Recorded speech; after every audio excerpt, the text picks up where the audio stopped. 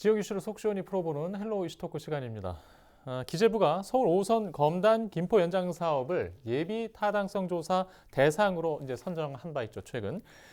내년 상반기까지 경제성에 대한 용역이 진행이 됩니다. 그 사이에 인천시와 김포시가 요구하는 세부 안에 대해서도 의견을 이제 청취할 계획인데, 이제 문제는 이제 경제성이 있느냐에 대한 판단을 자세히 하게 됩니다. 자, 오늘 재정난까지도 우려되는 이 사업, 아주 오랜 기간 동안 나온 얘기이기 때문에 좀 자세히 이 단계에서 해보려고 합니다.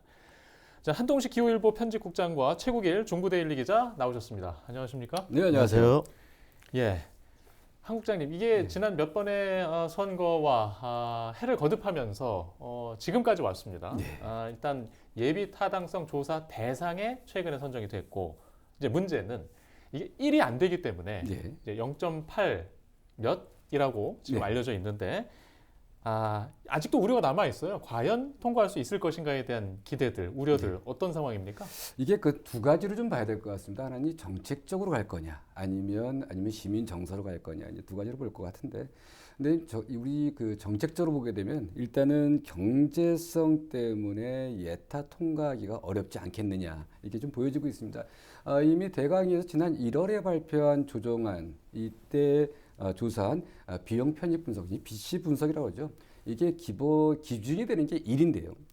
당시 나온 값이 0.89로 나왔습니다. 일이 안 되죠. 많이 못 미치는 겁니다. 그러면 이런 부분들을 따졌을 때 이게 그 예타를 한다고 했을 때도 이게 넘을 수 있냐. 이제 요 부분이요. 요 부분이 김포 한강 컴팩트 시티 요 부분까지 일단 넣어서 한 부분이기 때문에 미래 수요까지 넣어서 한 부분이기 때문에 이를 넘긴 어려울 것이다. 이게 좀 보여지고 있고요. 그리고 또 그 인천시가 요구하는 안도 있는데 이 역시 이를 넘지 못합니다. 0.84 정도 좀 나오고 있는데 더구나 대강이가 그 예측한 5호선 연장선 사업의 하루 이용 예상 인원이 11만 4천여 명입니다. 근데 이렇게 우리가 예측할 때는 보통 크게 잡습니다. 넓게 잡는데 실제로 우리가 그 출퇴근 시간을 제한, 이거 지금 그 골드라인도 마찬가지일 텐데요. 출퇴근 시간을 제한 나머지 시간에는 이용객이 많지 않습니다. 이렇게 따지고 본다면 이미 이 사업은 적자가 예상되는 사업이고요. 그리고 또 운영비 적자가 이미 그 예측치가 446억 정도, 그러니까 500억 가량의 예상치가 나오고 있는 상황인데 이에 대한 대책도 좀 마련돼야 됩니다. 근데 예타를 통과하더라도 이후에 그 어떤 그런 그 운영, 그 사업성, 사업비 이런 부분들이 좀 포함돼야 되고요. 또 하나 이제 가능성은 이제 시민들 정서를 어떻게 반영할 거냐. 아마 시민들 정서를 반영한다면 기준치가 1에 미치지 못하더라도 사업을 할 수 있지 않겠냐, 이렇게 좀 보여집니다. 그래서 일단 좀 봐야 되는데 제가 볼 때는 아예 부정적이다보다는 지금 현재 그 김포 쪽에 그리고 또 검단 쪽의 어떤 교통 수요 감안하면 일단 사업은 추진하는 쪽으로 되지 않겠냐, 이렇게 보여집니다. 예. 지금 정치권에서 이런 우려 때문에 예타 면제 추진 법안도 발의하지 않았었습니까? 자, 그런데 이제 예비 타당성 조사 대상이 됐다는 건 그러면 면제 대상에서 이게 유효할 것인지 아니면 이걸 물 건너 간 건지에 대한 궁금도 있거든요. 일단 국장님 말씀하신 거 말씀을 좀 보충해서 말씀을 드리자면 지하철, 도시철도, 경전철 우리나라에 있는 여러 그 교통수단들 중에서 적자가 아닌 곳, 그러니까 흑자가 나는 곳은 사실 두 군데밖에 없습니다. 노선이 서울 지하철 2호선, 9호선 정도밖에 없고 나머지는 다 적자가 나죠. 그럼에도 불구하고 우리도 다 알고 있지만 대중교통에 대한 서비스 차원에서 비용을 지출하면서 하고 있는 것이고, 저는 일단은 예타조사 대상에 선정된 것만으로도 상당한 의미가 있다. 왜냐하면 그만큼 정부가 이 사업 추진에 대한 의지를 가지고 있다는 걸 읽을 수 있는 대목이기 때문에 저는 그렇게 생각하고요. 결론부터 말씀을 좀 드리면은 저는 국무회의 의결을 통한 예타 면제 가능성도 아직 살아있다. 저는 이렇게 봅니다. 왜냐하면 물론 이제 기재부는 예타 면제를 계속 반대할 겁니다. 전국에 대형 사업들이 많은데 특정 사업만 면제를 해줘 버리면은 예타 조사 제도 자체가 흔들릴 수 있기 때문에 그렇게 할 것이고요. 하지만 이제 5호선 연장 사업은 아시겠지만 김포 한강 2 컴팩트 시티의 그 광역교통 개선 대책으로 시행하는 사업입니다. 당초 국토부가 컴팩트시티 시범단지 아파트 분양을 한 2027년 정도로 계획을 했었거든요. 근데 전체적으로 사업이 좀 밀리면서 한 6개월, 1년 밀렸기 때문에 한 2028년 분양을 전 예상을 합니다. 그럼 이제 아파트 착공하고 준공까지 통상 한 3년 정도가 걸려요.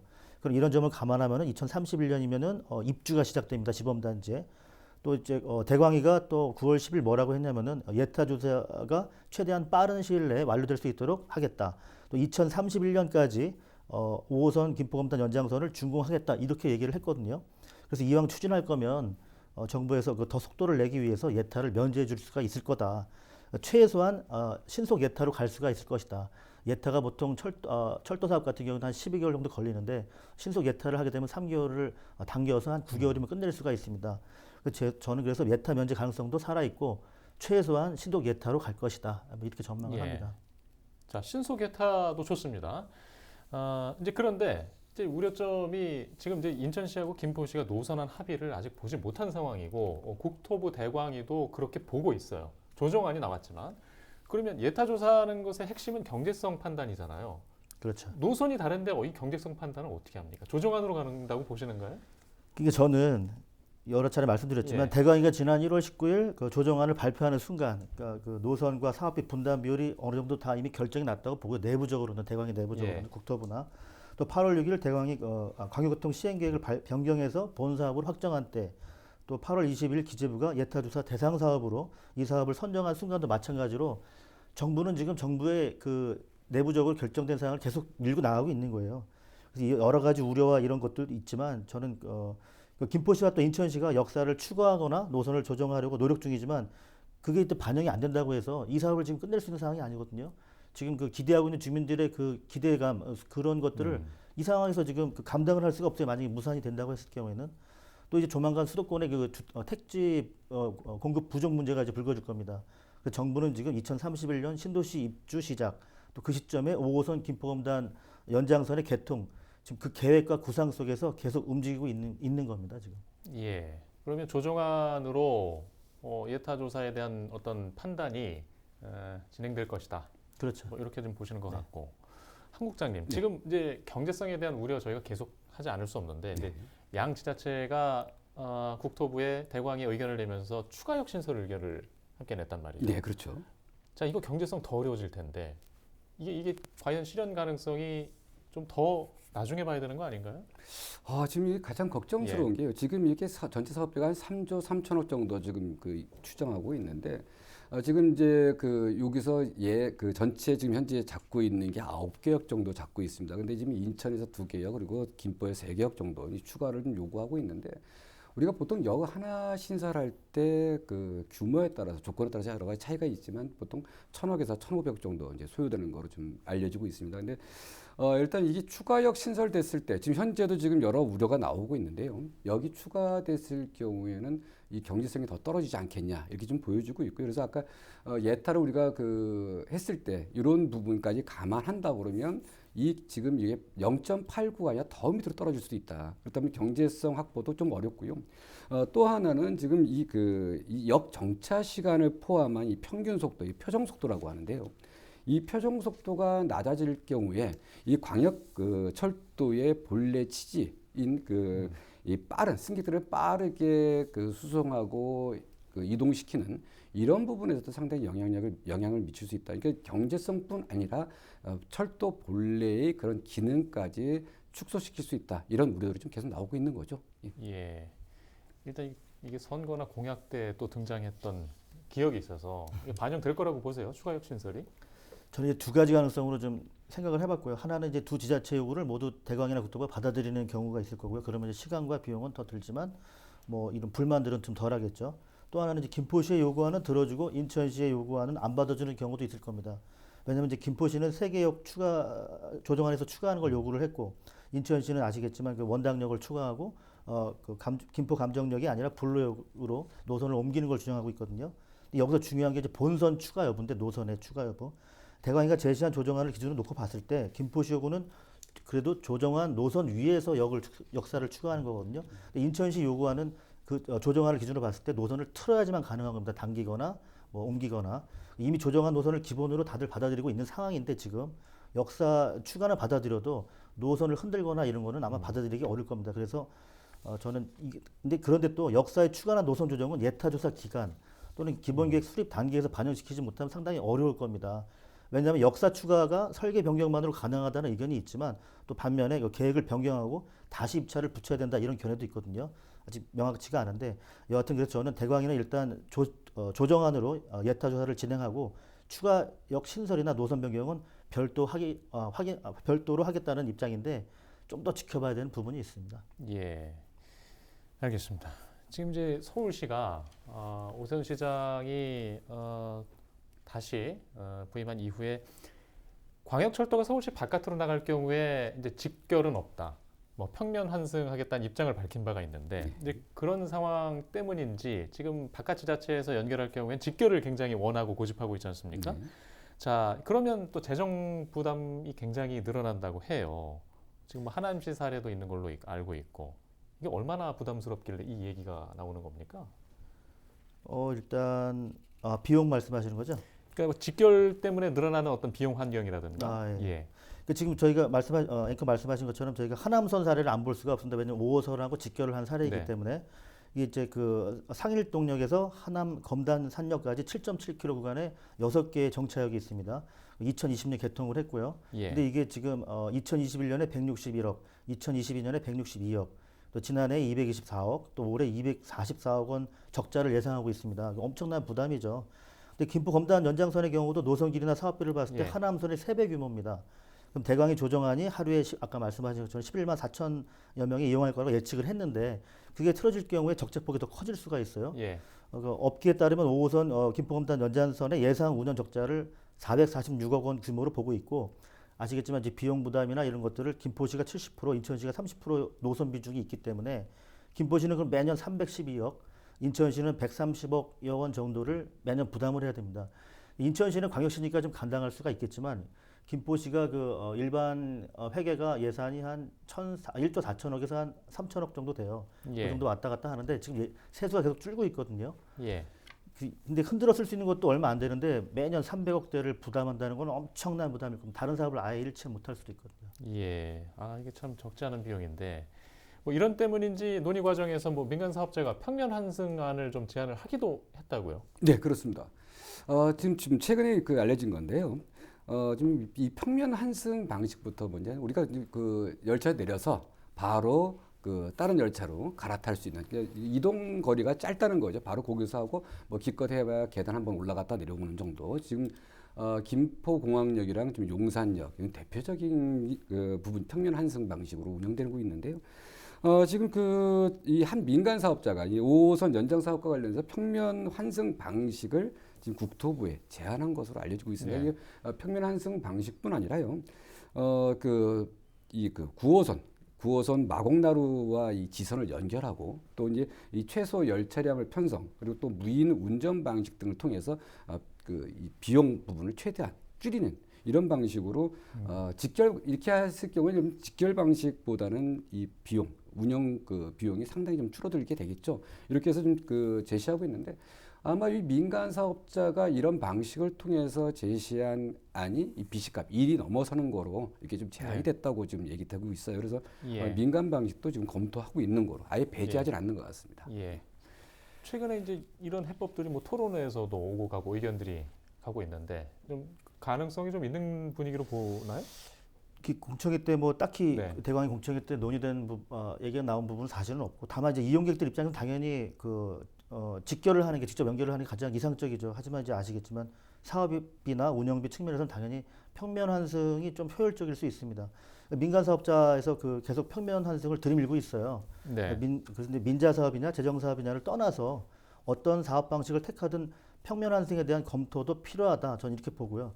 다만 이제 역사의 승강장이나 플랫폼 비용이 들더라도 본선과 동일하게 좀 설계를 해서 향후에 직결도 가능하게끔 그렇게는 해야 된다. 왜냐하면 그래야 열차를 추가 연결 못하는 네. 그런 지금의 그 김포 도시철도 같은 사태는 발생하지 않을 수 있기 때문에 설계라도 좀 넉넉히 해야 된다. 지금 이제 인천은 광역단체고 아까 재정의 규모의 운영 차이가 있기 때문에 김포시 서로 걱정하는 부분들을 얘기했는데 인천시는 직결 방식을 고수해도 큰 문제가 없는 걸로 보는 건가요? 지금 이제 뭐 이 다양한 방식들이 지금 얘기 나오고 예. 있죠. 뭐 직결 방식은 아무래도 이제 시간 단축과 이동 편리성 부분에서 좀 좋고요. 또 평면 방식도 역시 마찬가지긴 한데 직결 방식 부분은 일단 사업비가 많이 든다는 이런 부분이 있죠. 그래서 인천시도 이 직결 방식을 고집한다기보다는 이 철도 연계의 효율성 이런 부분들을 좀 판단하고 있을 것 같습니다. 근데 지금 그 갖고 있는 이 5호선이 갖고 있는 여러 한계와 문제점들을 하기 위한 다양한 방안들이 검토되지 않을까 이렇게 좀 보여지고 있고요. 중요한 거는 이 열차가 제 시간에 이렇게 착공하고 완공하는 그래서 시민들이 불편을 최소화시키는 방법인데 그러기 위해서 뭐 지금 당장 역사 신설이라든가 유치 이런 부분도 좀 확정짓지 못한 상황이라서 다양한 검토 이루어지지 않을까 보여집니다. 예, 그러니까요. 지금 이제 직결하는데도 큰 비용과 부담이 생기고 또 신설력 추가하는 비용도 또 늘어나고 자 이런 것들이 계속 쌓이는 입장에서 김포시는 부담스럽잖아요. 직결 방식을 계속 요구할까요? 근데 직결 방식을 계속 고집이라고 표현하기는 그렇고 왜 그걸 원하냐면 일단은 환승의 편리성이죠. 아까 구장님 말씀하신 대로. 예. 근데 또 어떻게 보면 이 김포 골드라인이 환승 경전철이고 또 지옥철의 대명사가 지금 된 상황 아닙니까? 그래서 지금 시민들이 바라는 것은 좀 완결성이 있는 제대로 된 뭘 하나 하더라도 좀 사이즈도 되고 길이도 제대로 되고 역사도 제대로 갖춘 그런 노선 하나만 좀 갖기를 원하는 거죠. 아까 방송에서도 말씀을 드렸지만 뭐 근처에 파주라든가 고양시라든가 또 남양주라든가 보면 때때로 그냥 노선이 하나씩 톡톡톡 생기는데 이 김포 검단 지역 서부 지역 주민들 같은 경우에는 그 노선이 없는 거예요. 정부에서는 신도시라고 두 개를 때려 지어 놓고 아파트를 때려 지어 놓고 제대로 된 이용할 수 있는 그 대중교통 수단인 철도 시민들의 철도가 없다는 거죠. 제대로 된 한계가 뭐 검단신도는 아예 없는 상황이고 이번에 개통을 하지만 뭐 6월에 그래서 이 고집이라기보다는 이건 교통 소외 지역 주민들의 염원이다 그렇게 표현을 해주시는 게 전 맞다고 봅니다. 예. 지금 이제 남은 추진 기간 동안 직결과 평면 환승과 어떤 그런 방법의 선택 문제로 어떤 사업의 향방이 좀 바뀌거나 아니면 좀 고전하는 그런 상황이 올까요? 또 뭐 0.8군이 0.88이 0.84니 비식값을 중요하게 얘기하는데 비식값은 뭐 그 전체 그 측량 또는 분석하는 부분의 그 일부분인 것이고 중요하긴 하지만 절대는 전체 다는 아니다. 지금 같은 경우 사업비의 대부분을 김포한강투 컴팩트시티 조성 사업으로 김포의 신도시를 조성하는 사업으로 조달을 할 예정인 상태에서도 비식값이 대광이 조정안이 0.89가 나온다고 하지 않습니까? 꼭 편명 환승을 해야지만 사업이 성공할 수 있다고 단정하기는 어렵고요. 다만 조금 더 확실하게 사업성을 높이는 효과는 분명히 있을 것이다. 편면 환승이. 예, 알겠습니다. 예, 좀 마지막 질문을 좀 각자 드려보겠습니다. 일단 예비 타당성 조사 대상 또 내년 뭐 상반기까지는 좀 정리가 될 걸로 예측을 하고 있는데 경제성이 좀 부족하다 때문에 아니면 어떤 시양 지자체의 입장차가 존재하는 상황에서 노선이 바뀔 가능성 마지막으로 좀 여쭤보겠습니다. 지금 노선이 바뀔 가능성이 서로가 지금 요구하고 있는 부분이 뭐 워낙 첨예하게 좀 다르긴 한데요. 제일 중요한 거는 지금 이 부분들을 일단 지자체 또는 이게 맡겨놓을 게 아니라 필요하다면 일단 좀 이 정무적으로 좀 해결해야 된다. 탁 까놓고 지금 그 홍철호 수석 결국은 제가 볼 때는 그 가장 큰 힘이 아닙니까? 근데 김포에서 홍철호 수석과 유정복 시장이 허심탄회하게 좀 만나서 방안을 좀 논의했으면 좋겠다. 직원들한테 맡기지 말고 이 노선이라든가 이 경제성 부분 이런 부분들도 충분히 논의를 해서 어떤 방안을 도출해내는 이런 부분들이 좀 필요하지 않을까 이렇게 좀 보여집니다. 근데 지금 경제성 부분은 아까 말씀하셨지만 이 철도 이런 부분들은 단순히 경제성이 있냐 없냐 이걸 떠나서 시민들의 복리 향상을 위해서도 상당히 좀 약간 떨어진다고 해서 안 한다 이게 아니라 떨어지더라도 해야죠 하고 그게 또 우리가 세금을 내는 국민들이 당연한 요구이기도 하고요. 그래서 일단 이런 방식들 다양한 방식을 통해서 시간 많지 않습니다. 좀 대안을 만들고 대책들을 맞댔으면 좋겠습니다. 40초 정도 남아 있습니다. 저는 항상 짧죠. 저는 애초에 이걸 국토부 대강위가 두 도시에게 넘겼기 때문에 지금 조정하기는 어렵다. 지금 지켜본 대로. 또 대강위가 여러 전문가들과 함께 최적의 안으로 조정안을 만들었기 때문에 앞서도 말씀드렸지만 노선상의 역을 추가한 것 외에는 그 노선 자체를 흔드는 것은 어렵다. 아마 지금 조정한 대로 거의 결론이 날 겁니다. 간다면 이 사업이 간다면.